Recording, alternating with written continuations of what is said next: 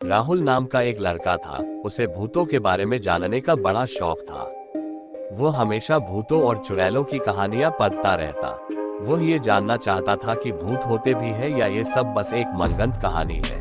लोग बस एक डर का माहौल बनाने के लिए ही ऐसा कहते कि चुड़ैल होती है। वो यही सब सोचता रहता था। इस बात का पता लगाने के लिए उसने एक तरकीब निकाली। अपने दोस्त से कहा कि पास के कब्रिस्तान आज रात हम दोनों चलेंगे और पूरी रात वहां जाग के पता करेंगे कि चुड़ैल होती है कि नहीं। उसका दोस्त साथ चलने के लिए तो तैयार हो गया, पर कब्रिस्तान के अंदर जाने से मना कर दिया। राहुल राजी हो गया। जैसे ही रात हुई दोनों कब्रिस्तान के पास पहुंच गए। राहुल अंदर चला गया और राहुल का दोस्त वही कब्रिस्तान के बाहर इंतजार करने लगा। कुछ घंटे बीत जाने के बाद राहुल के दोस्त ने राहुल को कॉल किया और उससे पूछा, भाई क्या चुड़ैल दिखी? राहुल ने जवाब दिया नहीं। इस पे उसके दोस्त ने राहुल को बोला, तू बाहर आ जा, घर चलते हैं हम लोग, मुझे बहुत नींद आ रही है। पर राहुल ने अपने दोस्त से कहा, तुझे नींद आ रही है तो बाहर ही सो जा। आज मुझे पूरी रात यही रुकना पड़ा तो भी मैं रुकूंगा। मुझे आज पता करना ही है कि चुड़ैल होती है कि नहीं, और जैसे ही मुझे चुड़ैल दिखाई देगी मैं भाग के तेरे पास आ जाऊंगा। इसके बाद राहुल का दोस्त कब्रिस्तान के बाहर ही सो गया और राहुल अंदर चुड़ैल का इंतजार करने लगा। काफी समय चुड़ैल का इंतजार करने के बाद राहुल को नींद आने लगी और राहुल वही सो गया। अभी राहुल की नींद लगी ही थी कि उसे वहां पे फावड़े से जमीन खोदने की आवाज आने लगी। राहुल उठ के बैठ गया और उसने देखा कि एक सफेद साड़ी पहनी हुई औरत फावड़े से एक कब्र खोद रही है।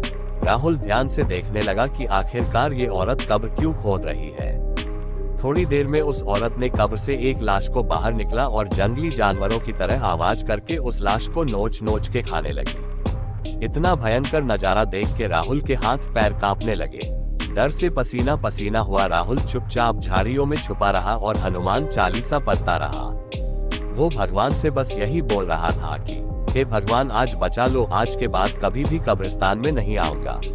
काफी देर तक चुड़ैल ने उस मुर्दे को खाया और फिर बचे हुए आधे मुर्दे के शरीर को कल खाने के लिए उसे वापस कब्र में गाड़ने लगी। तभी राहुल के साथ एक हादसा हो गया।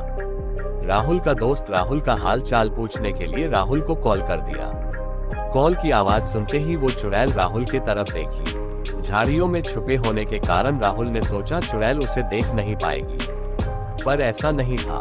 पलक झपकते ही वो चुड़ैल राहुल के सामने खड़ी हो गई। चुड़ैल को अपने नजदीक देखकर राहुल का शरीर ठंडा पड़ गया और वो वहीं पे जम गया। चुड़ैल आराम से राहुल का हाथ पकड़कर अपने साथ उसे ले जाने लगी।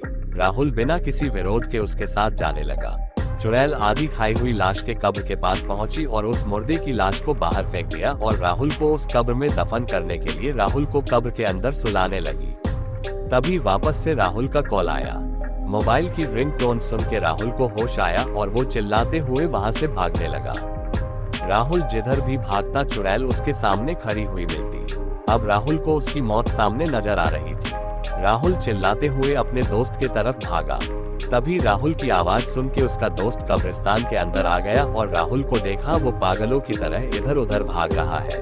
उसने राहुल को एक जोर से तमाचा मारा और उससे पूछा, चिल्लाते हुए ऐसे क्यों भाग रहा है? मैं यही तेरे पास तो हूँ। राहुल ने अपने दोस्त को बताया, यहाँ सच में चुड़ैल है।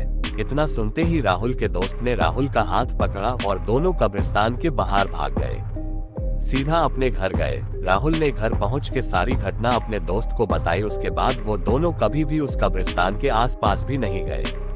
तो दोस्तों, अगर ये कहानी आपको अच्छी लगी तो वीडियो को लाइक करो और शेयर करो और कमेंट करके जरूर बताओ कि आपको कैसी लगी ये कहानी। और ऐसे ही और भी कहानियों के लिए इस चैनल को सब्सक्राइब करो। और अगर आप लोगों के पास भी कोई कहानी है और आप उसे मेरे चैनल पे बताना चाहते हैं तो कमेंट करिए, मैं आपकी कहानी इस चैनल पे बताऊंगा। मिलते हैं अगले वीडियो में।